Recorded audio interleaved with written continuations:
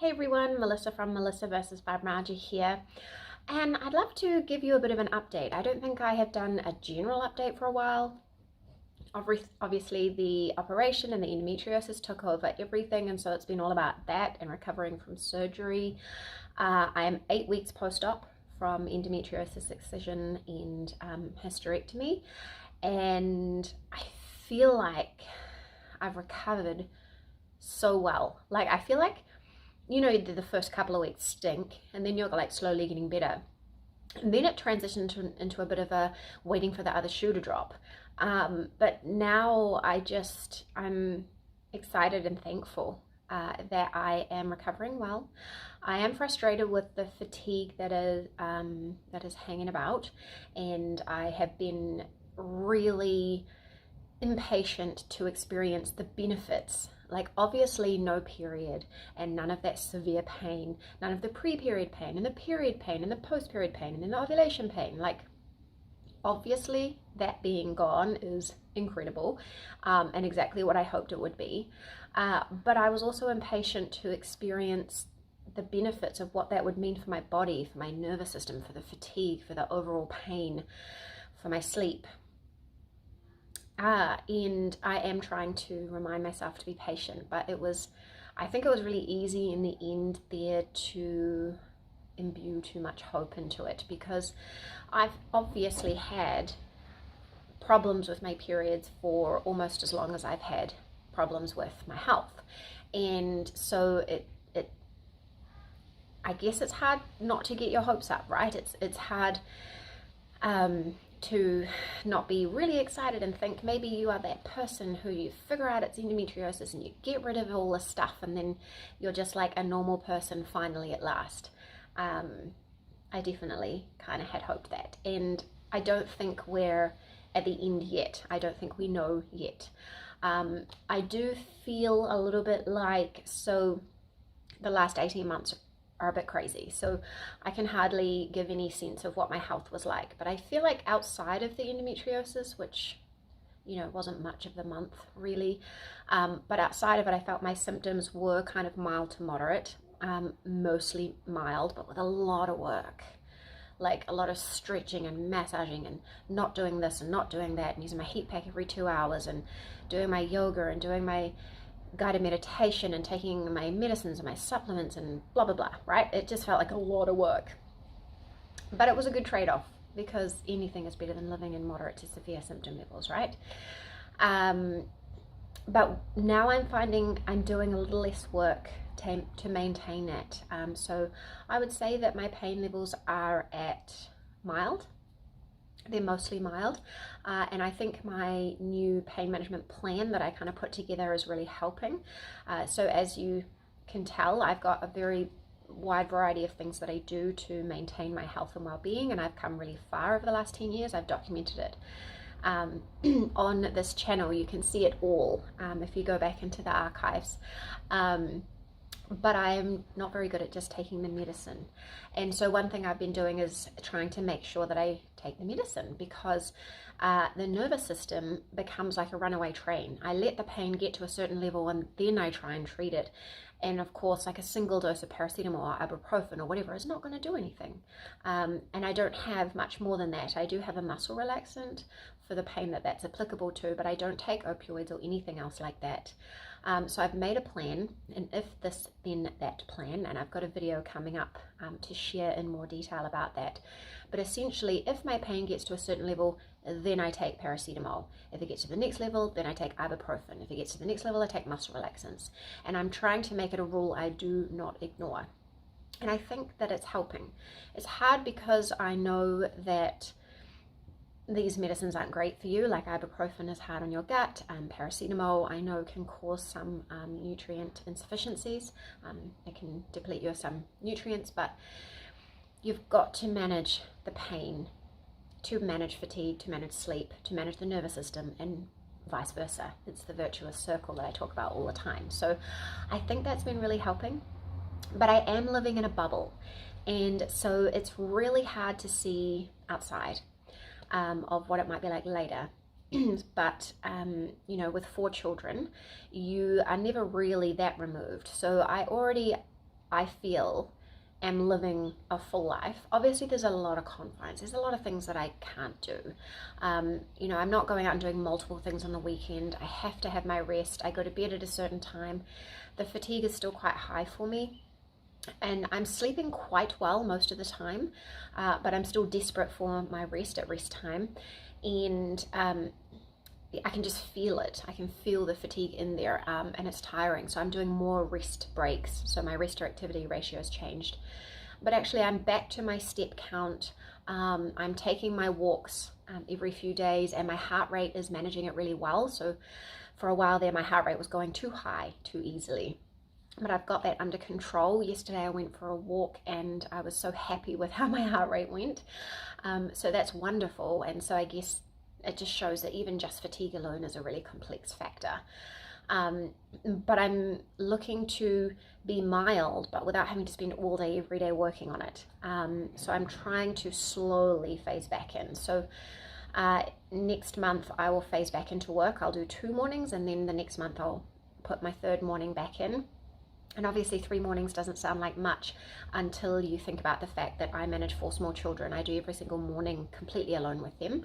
And then the afternoons, I'm alone with them till quite late, because multiple days a week, my husband takes the big 2 off to extracurriculars. And then the days he's not doing that, he's late from work. So it's hard to remind myself to give myself grace. And I think it's just really important to remember, and I keep forgetting, like, every now and then I look around and I'm like, I do so much as a person, like, let alone any chronic issues. I just think this is a busy time of life, and I'm so used to just going balls to the wall. It's, you know, hard, you know, like everything I've done the hard way, and have become so used to it. But I'm moving freely. I can do everything I want to do. So I'm doing my little strengthening exercises each day. So I'm doing cat and cow pose, downward facing dog. I'm bending and stretching in any way I want. There isn't really any restrictions I feel in my stomach. Today I put the washing on the line for the first time, like outside. I've been putting it on a rack inside till now. I did take a stool because the whole leaning down and lifting up thing is kind of hard on my heart rate. And I have noticed that my heart rate goes a little bit high. So in the morning, getting the kids ready and in the car, it's quite physically exhausting. So even just driving in the car, my heart rate will stay at like 100. And I have to breathe really deeply. And I'll notice that my chest gets a little tight. So I think that's still a little on the too challenging side for me, but it's got to be done. But otherwise, like physically, everything in my stomach feels fine. I'm not really bending, like I'm not bending myself in half or anything like that.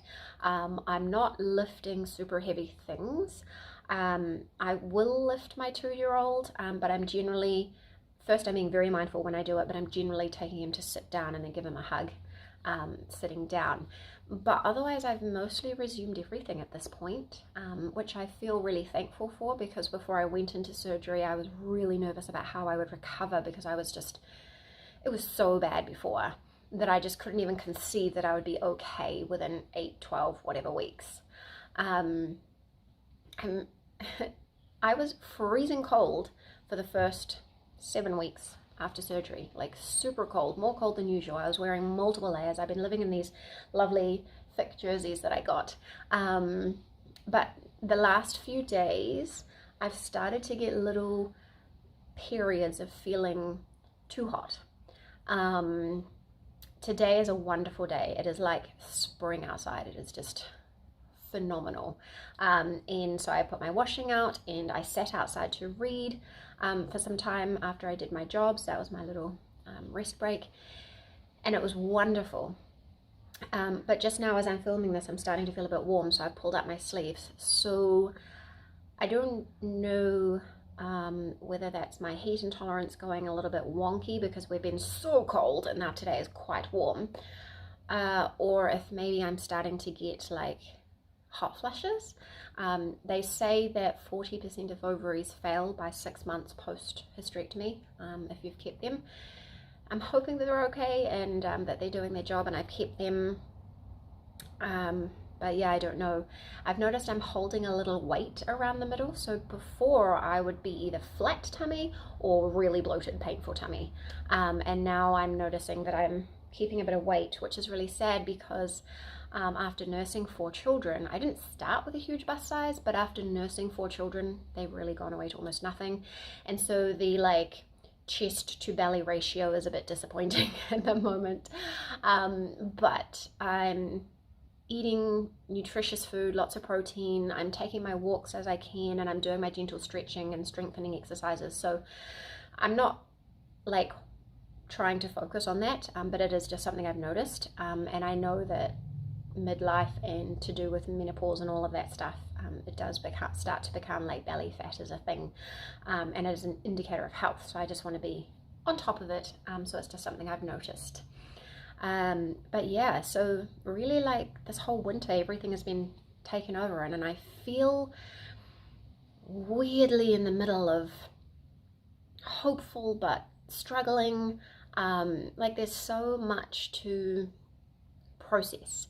And it's interesting because I've been in the fight for so long, like first, being so sick but having no real answers and no real help, and then starting to get better, and then having a child and a child and a child, and like slowly getting better over that time. It's been like now at 37, I'm starting to see a bit more of my personality. I'm starting to feel a bit more of things I want, and I'm starting to think through just lots of things. Like, for example, for a long time I thought I really was an introverted extrovert because I need a lot of time to recoup and recharge and recover, but I like to process externally. I like to be able to talk things out loud to my husband, and I write everything out in my journal, and I have to process it out like that, but I need breaks from people and can't handle noise.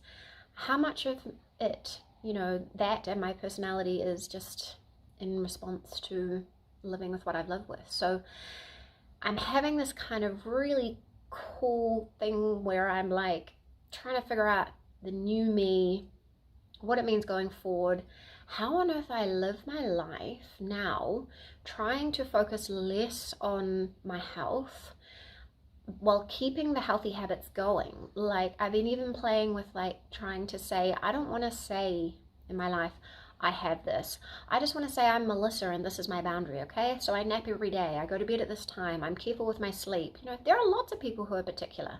Lots of them. I know lots of them in real life who have no health issues who are particular, but for some reason, people around me and myself have this just bias, this weird kind of thing. But anyway, so I'm playing with how I keep my mindset, because I can't keep living or thinking as if I will be miraculously better, and I definitely cannot let myself go back. And so there is that tension there at all times. So when we talk about me increasing work, I've got to be really careful, because I can fairly rightly get anxious about overscheduling, overdoing it, and sending myself backwards, and then like just thinking through future trips. So I've agreed to go on a small short trip to a warmer climate in November with no children, where we're going to stay in basically like a resort level hotel with air conditioning and a pool, and my husband will be at work all day, so if I cannot tolerate the climate, I'll just stay inside, and it won't be such a sad thing if I can't really go and look around. And it's just a toe dip, because I've never gone to a climate like that before, but I do struggle here in summer, and when it's hot, quite significantly. I do have to turn on the aircon to use my heat pack, because I have no idea how to manage my neck pain without my heat pack. It's just the thing I need to do, but if it's too hot, I can't manage it. And before my operation, I was getting like hot like sweats in the nighttime, so I'd like go to bed with my heat pack, but then I'd wake up sweaty like half an hour later, and that's, it's not a nice thing to be fighting with. So that is something I'm feeling okay with, whereas there's a bigger trip later on to somewhere where there's absolutely no guarantee of where we'll stay, any space, any air conditioning, a lot of like traveling and sightseeing needed, and the 4 children, and a lot more crowded and like more Eastern place. And so for now, that feels like a hard no. But it's this weird tension between I'm doing better and I can do more, but I need to protect myself. And so it's a new journey, and I'm so grateful to be on this journey.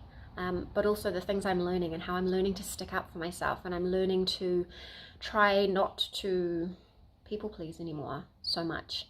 And then that balance between looking after myself but still being really mindful of other people. But sometimes it can be misconstrued as well. Like when you're looking after yourself with a chronic illness, you're the only one who's going to suffer if you do the wrong thing. So you do have to be careful, and you do deserve to be careful. So there's a lot of tension there. So anyway, you can probably see through 15 minutes of what I hope was helpful for you in some way. There's been a lot going on, and it's been exciting, and it's been hard, and I'm looking forward to the rest of the year. Tell me, how are you going? Are you trying anything new? And I'll catch you again soon.